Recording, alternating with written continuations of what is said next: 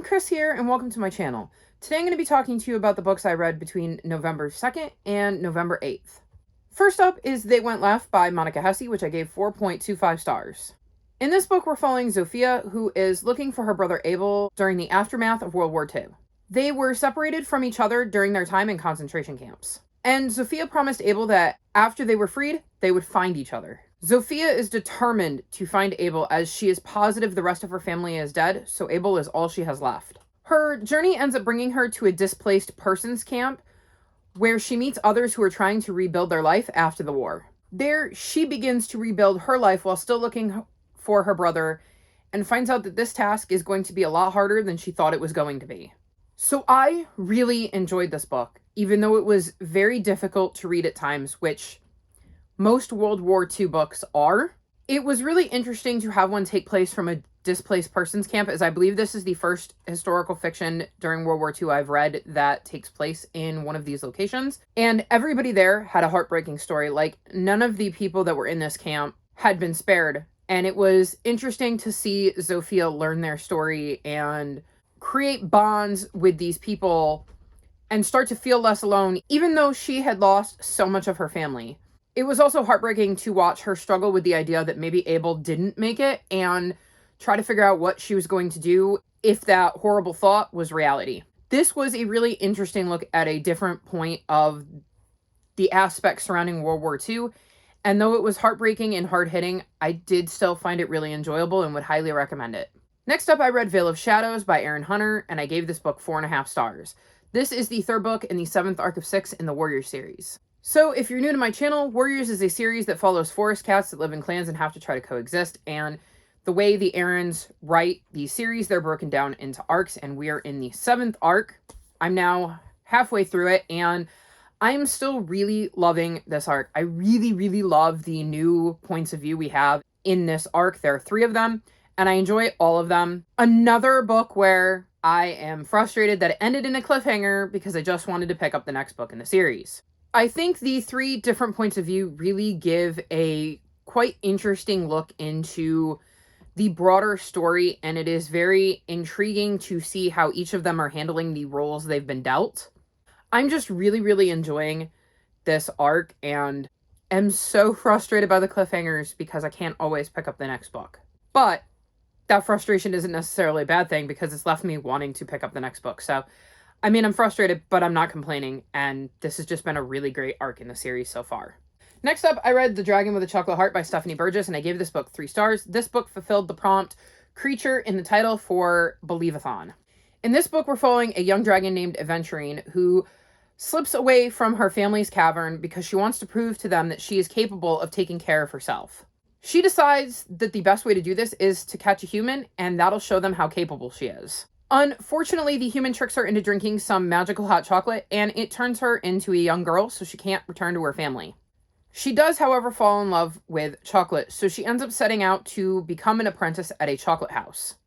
Even though she has no idea what an apprentice or a chocolate house is. All she really cares about is surrounding herself with her new found love, chocolate. So it was interesting getting to see Aventurine try to adapt to being a human and not really having any clue what she was supposed to be doing, or, like I said, what an apprentice was, or what a chocolate house was, or what pretty much everything she was coming into contact was. And it was interesting to see how she managed to evade people who didn't always have her best interests at heart. I thought it was interesting to see how she struggled with her newfound love of being a human girl and the pros that came along with being a human girl while also missing her family. I thought the story wrapped up in an interesting way, and since I own the second book, I do plan to continue on with the series, but I don't know that if I didn't own the book that I would take the time to check out the second one because I wasn't super invested in what was going on. But since I do own the second one, I will be giving the series a second chance at some point and seeing if the second book can build upon the foundations laid out in this one. All in all, this was an alright read, and I don't feel like I wasted my time, but it just wasn't my favorite book I read in 2021. Next up, I read Silence in the Library by Katherine Shellman, and I gave this book 4 stars. This is the second book in the Lily Alder mystery series. This series is set in the 1800s, and we're following a widow named Lily. In this book, she has finally settled back into London when her father, who she has a rocky relationship with, shows up unexpectedly for an extended stay. He convinces her to make a call at the home of an old family friend, Sir Charles, who has recently gotten remarried. The couple seems happy enough, but then Lily shows up one day for a visit and finds Sir Charles dead. Lily soon discovers that he was murdered. Lily sets out to see what she can dig up about this murder and works again with Bow Street Constable Simon Page and family friend Captain Jack Hartley. It seems, at first, like all the likely suspects have alibis until a young maid who sought Lily out for help also turns up dead. Convinced someone is lying, Lily, Simon, and Jack must work together to uncover the truth as to what happened. So I really enjoy this series. I love the setting of the early 1800s and how Lily manages to work around the constrictions that are placed on somebody of her stature and gender at the time these mysteries are taking place. I love that Jack and the Constable Simon take her seriously and are willing to work with her despite, again, the way society looks at, well, women in general and widows and stuff. So I think that is a very interesting twist to these mysteries. I liked the addition of Lily's father, even though he is, well, plainly a jerk to her. I just think it made things more challenging for Lily, especially when she has this family connection to the murder victim and to a lot of the suspects, because we get to see members of his family that Lily has known since she was a young girl herself. I am really enjoying this series, and I definitely plan to continue on with it when book 3 comes out. And lastly, I read Stargazing by Jen Wang, and I gave this book 4 stars. In this book, we follow Christine, who gets a new neighbor named Moon, who is everything Christine isn't.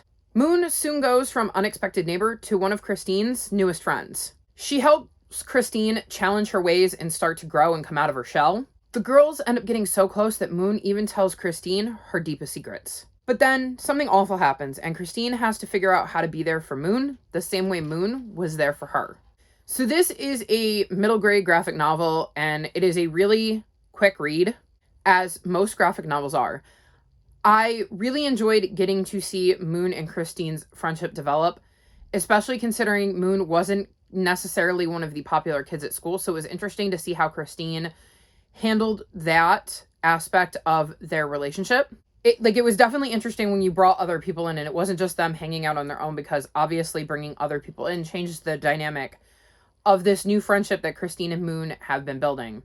I also thought it was a lot deeper than I expected it to be on the surface because of the awful thing that happens that requires Christine to be there for Moon. And I was not expecting that. And it definitely added an interesting layer to the story. I really liked the art style in this graphic novel. I thought this was a really good book about friendship and how to be there for your friends, even when it isn't easy. And I really enjoyed reading this and would recommend it. So this is one of the books I read between November 2nd and November 8th. All of my social media is linked in the description below if you'd like to come chat with me. If you've made it this far in the video, leave me moon emojis. Like this video and subscribe to my channel, and I'll talk to you next time. Bye!